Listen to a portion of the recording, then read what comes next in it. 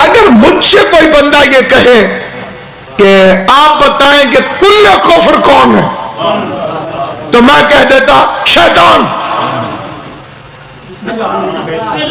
اتنی گمراہیاں پھیلاتا ہے تو کل کفر یہی شیطان ہے۔ اللہ نے کہا نہیں، کل کفر نہیں ہے، صرف کافر۔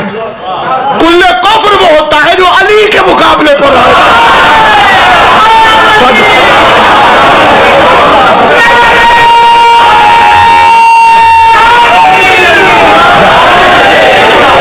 کیونکہ یہ جتنا بے غیرت کیوں نہ ہو آدم کے مقابلے پر آئے۔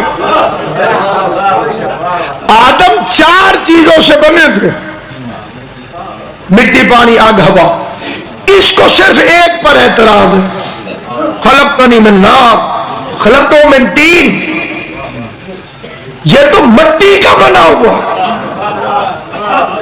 نہ آگ پر اعتراض، نہ پانی پر اعتراض، نہ ہوا پہ اعتراض۔ بسم اللہ سے سین والناس تک اس نے آدم کو کہیں کہا ہی نہیں یہ تو پانی کا بنا ہوا، یہ تو ہوا کا بنا ہوا، یہ تو آگ کا بنا ہوا۔ کہے گا خلقتنی من نار وخلقتہ من طین، میں آگ سے بناؤں، یہ مٹی سے بنا۔ ان 3 پر بھی تو اعتراض کر۔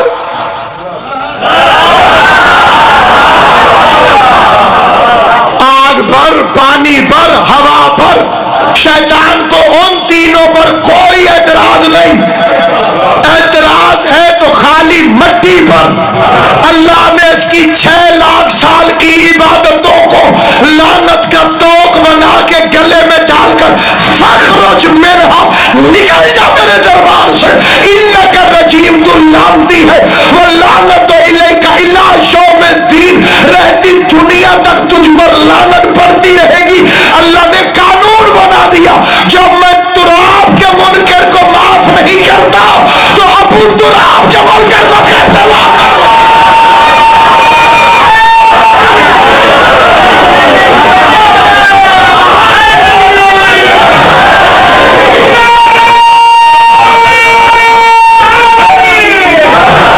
اور اگلی بات ایک اور بھی ذہن میں رکھیے گا، خدا غفور الرحیم ہے،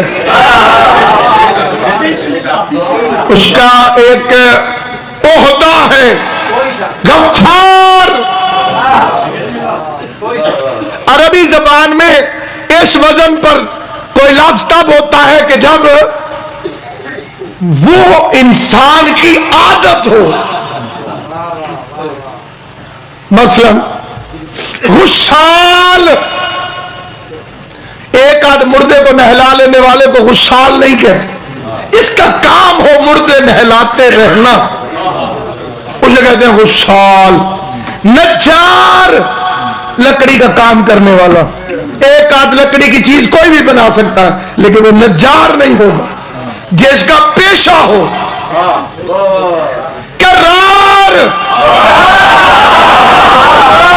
ایک آدھ جنگ ٹیک کے لڑ لینے والے کو کرار نہیں کہتے، جس کا کام ہو ہر جنگ میں ٹیک کے کھڑے رہنا،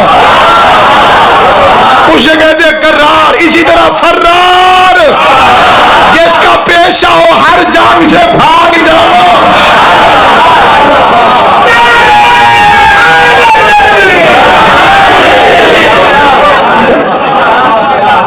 اسی طرح سے ستار، جس کا کام ہو پردے ڈالتے رہنا، ستار العیوب، عیبوں میں پردے ڈال دیتا۔ غفار الذنوب، گناہوں کو معاف کر دیتا، پہلی غلطی پر بندے کو ذلیل نہیں کرتا۔ یہ ایک بڑا عام سا فکرہ ہے، بندہ پکڑا جائے تو پہلا فکرہ یہ کہتے پہلی دفعہ غلطی ہوئی تھی۔ مولا علی کے سامنے چور پکڑا گیا، اس نے یہی کہا مولا پہلی دفعہ غلطی معاف کر، فرمایا خدا پہ جھوٹ نہ بول، وہ کسی کو اس کی پہلی غلطی پر ذلیل نہیں کرتا۔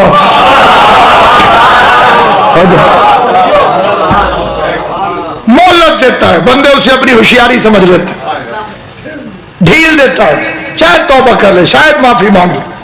امیر المومنین فرماتے ہیں اگر تمہارے عیبوں میں پردہ نہ ڈالے تو تم ایک دوسرے کی لاشیں بھی دفن نہ کرو۔ علی بادشاہ کا خطبہ ہے، امیر المومنین فرماتے ہیں یہ جو تو اپنے گھر میں بھی سر اٹھا کے چلتا ہے یہ خدا کے ستار العیوب ہونے کا صدقہ. اگر وہ ستار العیوب نہ ہوتا تو تو اپنے گھر والوں سے آنکھیں نہیں ملا سکتی. انا خیر منہ، کہ میں اس سے افضل ہوں، اس سے بہتر ہوں، ایسے نہیں.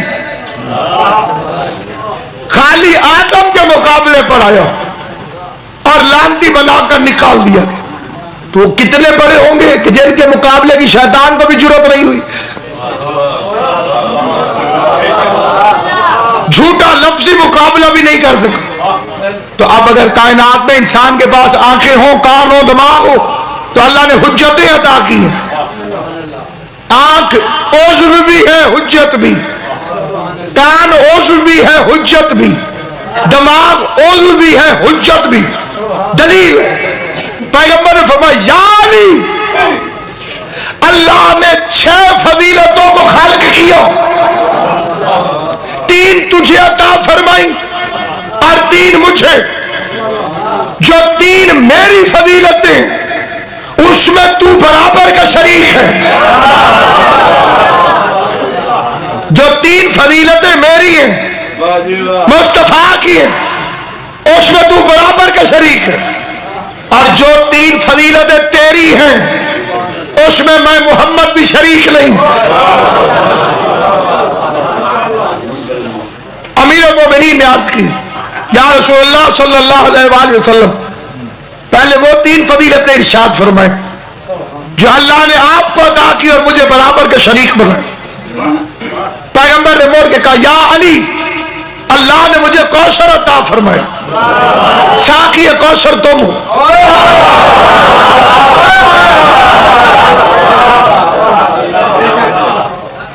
اللہ نے مجھے کوثر عطا فرمایا، ساقی کوثر تم ہو. اللہ نے مجھے جنت اور جہنم کا مالک بنایا، بانٹنے والے تم ہو. اللہ نے مجھے علم عطا کیا، علم بردار تم ہو. اگر یہ لوگ مذہب کو سیاست نہ سمجھ لیتے اور اسے لڑائی جھگڑا نہ بناتے اور قبر کو یاد رکھتے اور موت کو یاد رکھتے تو کائنات میں کوئی بھی انسان حضور سے محبت کرنے والا ایسا نہیں ہو سکتا جو علم کی مخالفت کرے. خود میں اہل سنت بھائی درود تاج کے بڑے عامل بھی ہوتے ہیں، محب بھی ہوتے ہیں، ان کے گھروں میں بھی موجود ہے. اس کے فکرے کیا ہے؟ صاحب تاج بال معراج، آگے کیا ہے جی؟ بل براق، بل علم. وہ رسول جو تاج والا ہے، وہ رسول جو معراج والا ہے، وہ رسول جو براق والا ہے، وہ رسول جو علم والا ہے. جب رسول علم والا ہے تو تمہارے گھر پہ علم کیوں نہیں؟ معلوم ہوتا ہے کہ ماضی میں کچھ رنج جو علم پہنچے ہیں جن کی وجہ سے علم اچھا نہیں لگتا. سامعین کرام یہ قدر، جنت اور جہنم کے مالک نبی تھے تو خود کیوں نہیں بانٹے؟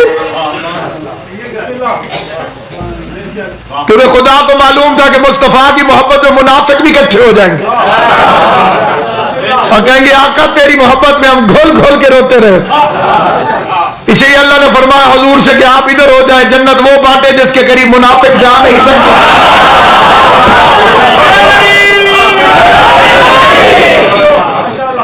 عرض کی یا رسول اللہ صلی اللہ علیہ وسلم، وہ فضیلتیں کون سی ہیں جو اللہ نے مجھے عطا کی اور آپ کو بھی عطا نہیں فرمائی؟ آقا نامدار حضرت محمد مصطفیٰ صلی اللہ علیہ وسلم نے فرمایا یا علی، اللہ نے تجھے میرے جیسا سسر عطا فرمایا. غور ہے یا نہیں ہے؟ ایسا کائنات میں کسی کو نصیب نہیں. ارشاد فرما اللہ نے تجھے زہرا جیسی زوجہ عطا فرمائی. ایسی کائنات میں کسی کو عطا نہیں فرمائی. اللہ نے تجھے حسنین جیسے بیٹے عطا کیے، ایسے بیٹے کائنات میں کسی کو عطا نہیں کیے، زہرا جیسی زوجہ کسی کو نصیب ہو ہی نہ سکی، کیونکہ فضیلتوں کے لحاظ سے اور نقائص کے لحاظ سے فضیلتیں بھی تین ہیں، نقائص بھی تین ہیں۔ عورت کی تین فضیلتیں ہیں: بیٹی، بیوی، ماں۔ بیٹی باپ کے لیے رحمت، زہرا رحمت للعالمین کے لیے رحمت۔ ہر بیٹی عام باپ کے لیے رحمت، سیدہ رحمت للعالمین کے لیے رحمت۔ پھر بیوی محافظت الایمان، شوہر کے ایمان کی محافظ ہوتی ہے، اور زہرا کے شوہر کو نبی نے فرمایا ہے کل ایمان۔ ہر بیوی عام شوہر کے ایمان کی محافظ، زہرا کل ایمان کے ایمان کی محافظ۔ اور پھر ماں، اور ماں کی فضیلت ہے کہ قدموں کے نیچے جنت۔ زہرا تیری عزت کے کیا کہنے، ہر ماں کے قدموں میں عام اولاد کی جنت، بطول کے قدموں میں جنت کے سرداروں کی جنت۔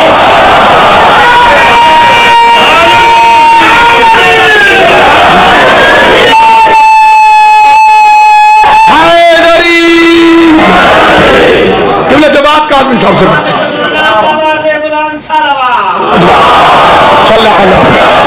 یہ تین فضیلتیں اور تین نقائص سن لیں۔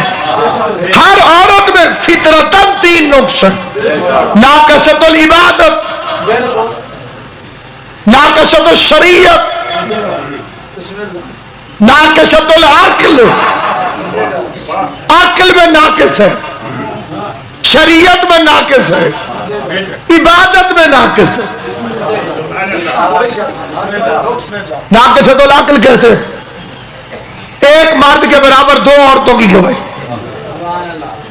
اگر شریعت ٹھیک ہے تو میرا یہ فکرہ ٹھیک ہے، مرد ایک ہوگا، سامنے عورتیں دو ہوں، دو عورتیں اور ایک مرد، پھر گواہی پوری ہوتی۔ زہرا تیری عظمت کے کیا کہنا، میدان مباہلہ میں بے نیاز کو اپنے ہونے کی گواہی کی ضرورت تھی۔ محمد جیسا مرد، علی جیسا شاہ مردہ، حسنین جیسے جوان، یہ چار معصوم مرد ایک طرف کھڑے تھے، اکیلی زہرا ایک طرف۔ پھر کائنات میں یہ بھی ایک اصول ہے، شریعت میں عورت مرد کے آگے نہیں چل سکتی، یہ شریعت کا اصول ہے۔ ایسا نہیں ہو سکتا کہ عورت آگے چلے مرد پیچھے۔ شیعہ سنی متفق ہے کہ اگر کوئی عورت بغیر عذر شرعی کے مرد کے آگے چلے 70,000 ملائکہ لعنت کرتے۔ ہمارا تو معاشرہ ہی وہی ہے، لیڈیز فاسٹ۔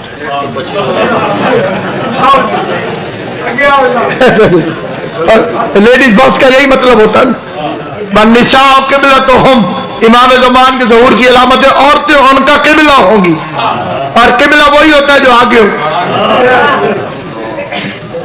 اس زمانے کے لوگوں کی یہ حالت ہوگی کہ عورتیں ان کا قبلہ ہوں گی کہ تم آگے چلو، اور شریعت کہتی ہے کہ ایک مرد بھی پیچھے اور ایک عورت بھی آگے، 70,000 ملائکہ لعنت کر۔ خاصا پہلے زمانے میں یہ بات کرنا مشکل تھی، اس زمانے میں بڑی آسان ہے، ہر بندے کے پاس موبائل موجود ہے، موبائل میں کیلکولیٹر بھی ہوتا ہے اکثر۔ یہ کیلکولیٹر گھر جا کے حساب لگانا، ایک مرد آگے ہو پیچھے ہو اور ایک عورت آگے ہو، ایک عورت آگے ہو ایک مرد پیچھے، 70,000 فرشتے لعنت کرتے۔ اب یہ گھر جا کے حساب لگانا، ایک عورت آگے ہو پورا لشکر پیچھے ہو۔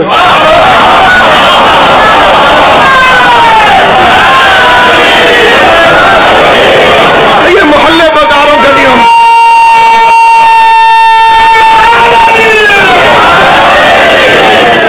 ایسے گلیوں بازاروں میں آپ دیکھ لیں، عورت آگے ہوتی ہے، اتنے بندے پیچھے۔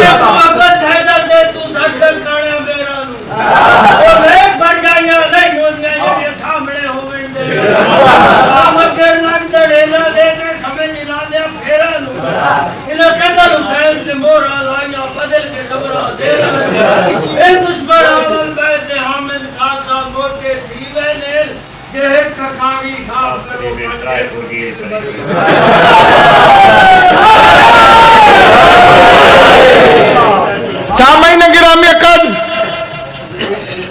الرجال قوامون علی النساء،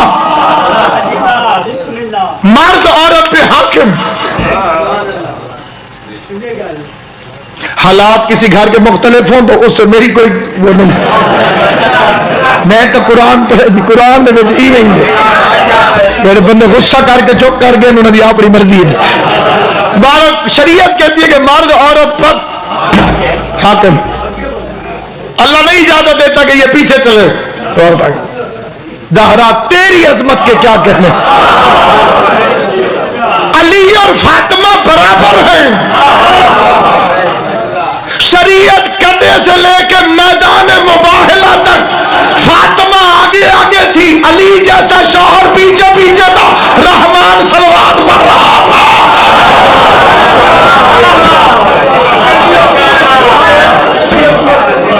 کائنات میں یہ وہ بی بی ہے جو ناقصۃ العقل نہیں۔ پھر دوسرا نقش عورتوں کے اندر ناقصۃ العبادت، پورا مہینہ قرآن تلاوت نہیں کرنے دیتا، مصلی عبادت نہیں کرنے دیتا۔ فطرت کا اصول ہے، فطرت کہتی ہے کہ بعض دنوں کے اندر خبردار میرے قرآن کو چھونا بھی نہیں۔ تو جو ہے یہ نہیں، اور جس بی بی کی شان عرض کر رہا ہوں اس کی عزت اور عظمت میں کائنات قربان۔ بعد میں کسی کو خواہ مخواہ غصہ نہ لگے، خود اہل سنت کی کتاب کی روایت پڑھ دیتا ہوں۔ حضرت عائشہ سے پوچھا گیا کہ بی بی فاطمہ کے متعلق آپ کا کیا خیال؟ فرمانے لگی ما اقول فی حقھا، میں اس کے بارے میں کیا کہوں؟ ولدت حسن بعد صلاۃ الظہر وصلت العصر، جس دن ظہر کے بعد حسن آیا وہ عصر کے وقت مصلی عبادت پر بیٹھی تھی۔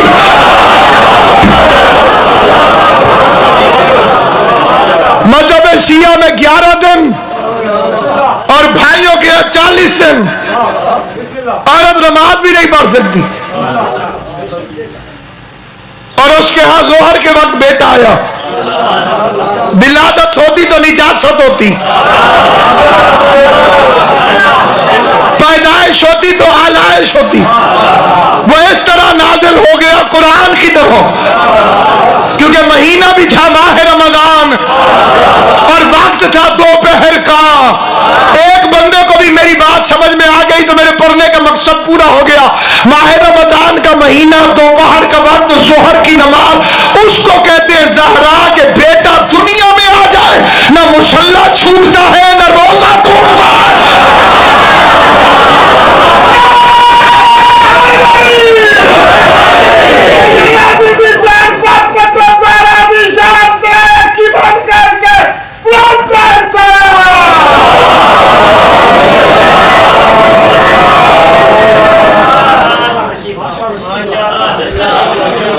اگلا ہے ناقصۃ الوراثت،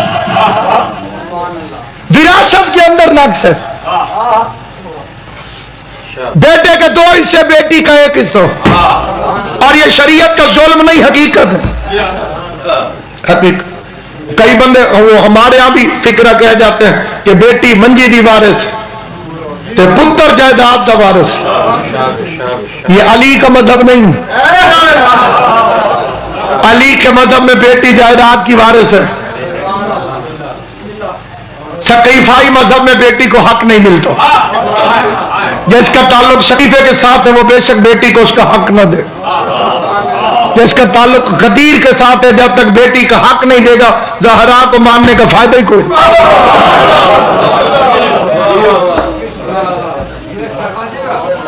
کائنات کی ہر بیٹی، یہ اسلام نے ظلم نہیں کیا، عین عادل کیا، 1 حصہ لیتی ہے باپ کے گھر سے اور وراثت کا 1 حصہ جا کے لے گی شوہر کے گھر سے۔ کائنات میں عزتوں کی انتہا بھی زہرا پر، اور ہے بھی محرومۃ الوراثت. کعبہ تشریف لے آئے, میں ان کو نمبر دے رہا ہوں, 2 جملے آپ کی خدمت میں عرض کر دیں.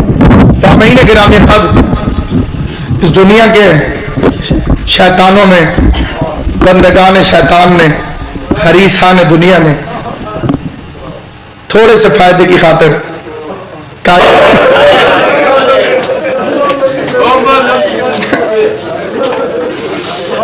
اے خلافت ہمیں حق چھننے کا افسوس نہیں, پر گواہوں کی شرافت کا خیال آتا.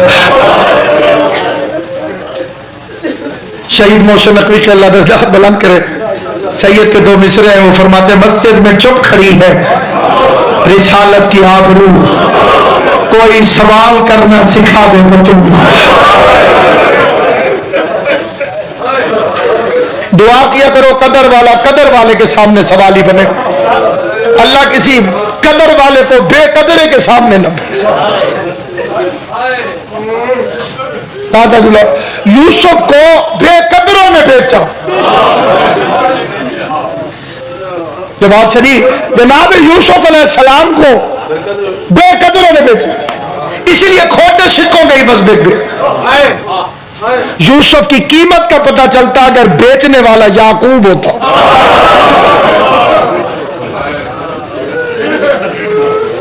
پھر پتہ چلتا نا کہ یوسف کی قیمت بڑھتی کیا ہے.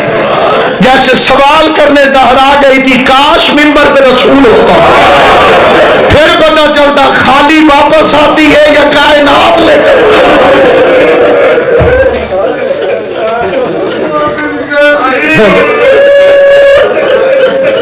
سادات عظام میں خصوص جو تشریف فرمائے, ہمیشہ سے سادات کا یہ طریقہ رہا کہ جہاں وہ اپنی اولاد کو شجرہ یاد کرواتے تھے, باپ بیوی کا خطبہ بھی یاد کرواتے, جو دربار خلافت میں جا کر محرومۃ الوراثت نے, وارث کائنات نے, تم زہرا کو خالی نہ بھیجتے تو تم پر اتنی لعنت نہ پڑتی. تباہی سے لیے محمد کی بیٹی روتی واپس آئی. آج بھی آباد ہے سارا مدینہ, مسجد نبوی میں آدھی رات کو بھی سوئی گم ہو جائے اتنی لائٹنگ ہے کہ وہ مل جاتی, اور بے چراغ ہے باپ اور بیٹی کی قبر. رسول کی قبر پر بھی یہ چراغ نہیں جلنے دیتے, وہاں بھی اندھیرا اور مٹی ہے. گنبد گرا نہیں سکتے کیونکہ دنیا جانا چھوڑ دے گی.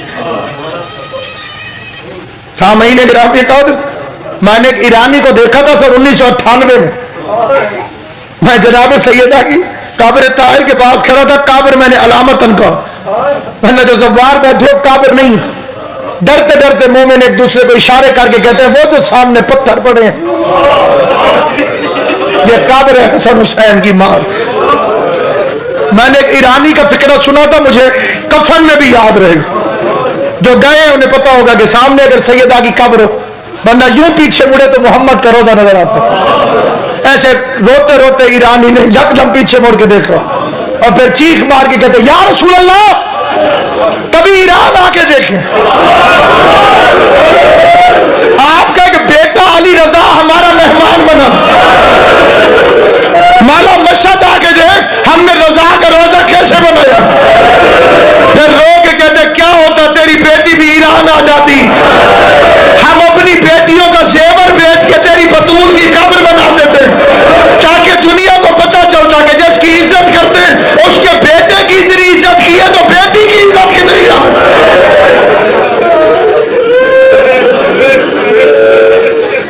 خدا اس کے بیٹے کو جلدی اجازت دے تو ہور دے کہ ان سے روزہ برداشت نہیں ہوا. 1400 سال کے بعد جن بغیر تو وہ قبر سے اتنی دشمنی, 1400 سال پہلے کتنے دشمن ہوں گے سیدہ. عزاداران امام مظلوم پوری دنیا میں جا کے دیکھیں, ان لوگوں سے پوچھیں جو شیعہ ہوتے ہیں کہ تم کیوں شیعہ ہوئے, تو اکثریت جواب میں پتہ کیا کہتی, حق کے زہرا. کچھ لوگ معجزوں کی وجہ سے شیعہ ہو جاتے ہیں, کچھ لوگ دوسرے مسئلوں کی وجہ سے, لیکن تھوڑے. اکثریت جو شیعہ ہوئی ہے نا پوری دنیا میں حق زہرا وہ دربار میں کیوں گئی؟ سوال زہرا کجا تلخی ہے جواب رسول کی بیٹی کے سوال کرنا کجا ظالموں کا تلخی کے ساتھ جواب دینا.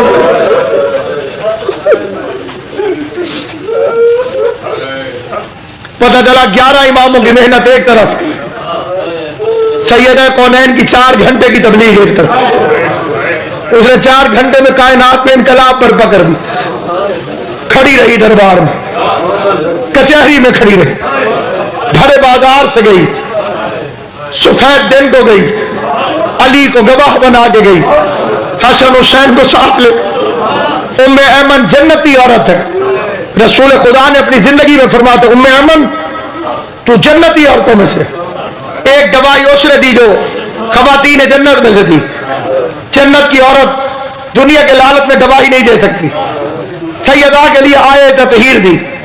مخدومہ کونین نے کافی دیر کھڑی رہی، اندازہ ہے 4 گھنٹے. روایت ہے کہ پاؤں گرم ہو گئے.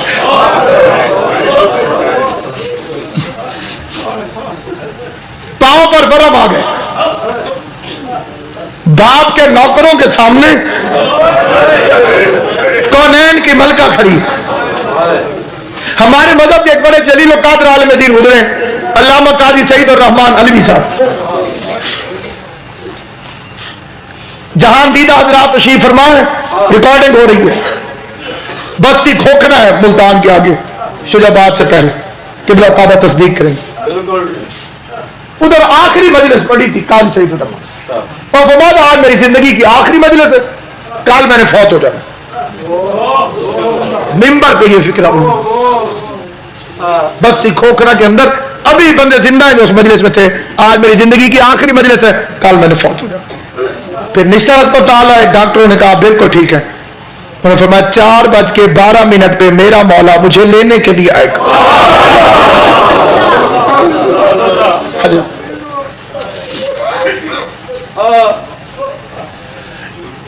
میں نے یہ باتیں آپ کو 2 کیوں بتائیں؟ قاضی سعید الرحمان کو شیعہ کیا تھا مبلغ اعظم مولانا محمد اسماعیل رحمت.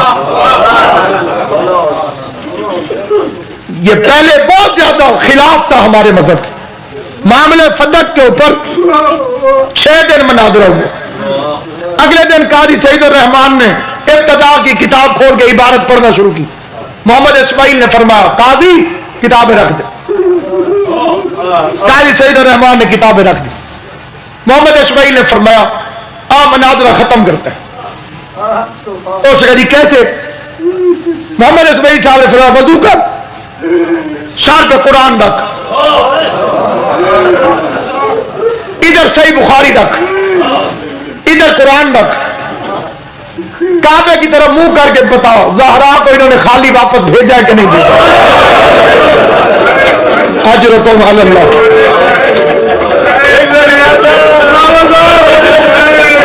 جس نے ہائے کی ہے اللہ تمہاری ہائے کو زہرا کے مقدمے میں گواہی کے طور پر لکھے.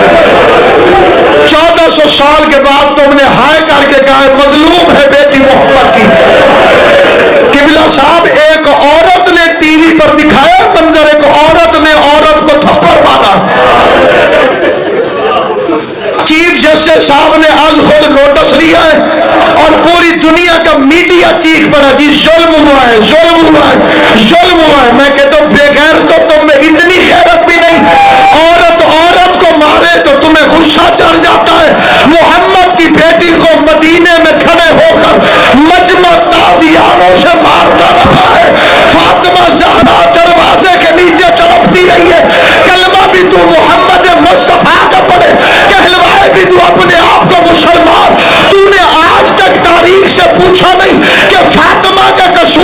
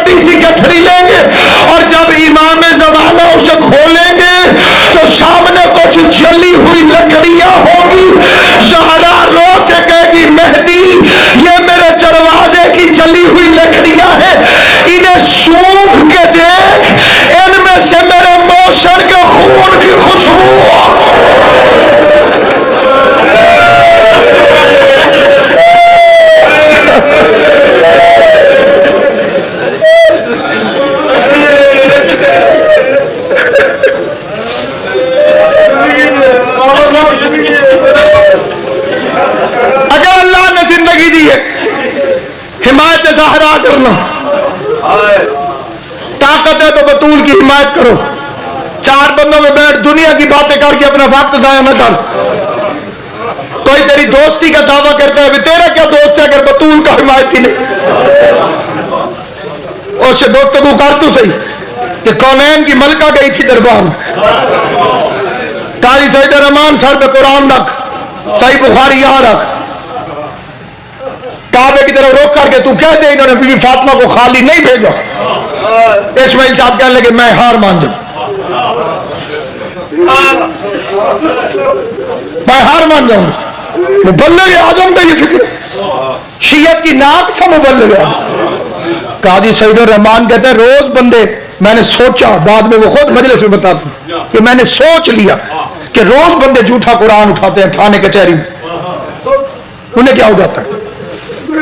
مجھے بھی موقع مل گیا, میں جھوٹا قرآن اٹھا لیتا, قسم اٹھا لیتا, بلے بلے ہو جائے گی. اسماعیل کو ہرا دی. کہتے میں نے دوڑ کے وضو کیا اور بھاگ کے صحیح بخاری اٹھے. صحیح بخاری رکھ لی تھی, قرآن سر پہ رکھنے والا تھا, کہ پیچھے مڑ کے دیکھا اسماعیل کا پٹکا کھول کے گلے میں آ گیا اور آنسوؤں کی وجہ سے اس کی داڑھی بھیگ گئی تھی اور آہستہ آہستہ کہہ رہا تھا محمد کی بیٹی تیری اپنی قسمت.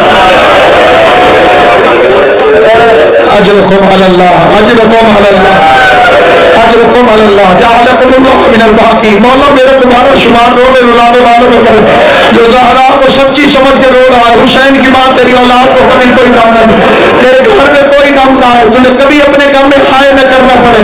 رو کے اسماعیل فرما رہا تھا محمد کی بیٹی تیری اپنی قسمت, اس سے زیادہ تیری وکالت میں کر نہیں سکتا تھا. جو میں کر سکتا تھا وہ میں نے کر لیا. قرآن جانے, سعید الرحمان جانے. سعید الرحمان کہتے میری آنکھوں کے سامنے اندھیرا آیا, میں نے اپنے آپ سے کہا قاضی تو ظلم نہ کر محمد کی بیٹی پر, تو ظلم نہ کر فاطمہ زہرا پر. کہتے سر پہ قرآن رکھے گا لوگوں اسماعیل سچا ہے, بطول کھڑی رہی ہے, یہ کرسیوں پہ بیٹھے رہے. زہرا باپ کی تحریر ایک ایک کو دکھاتی رہی,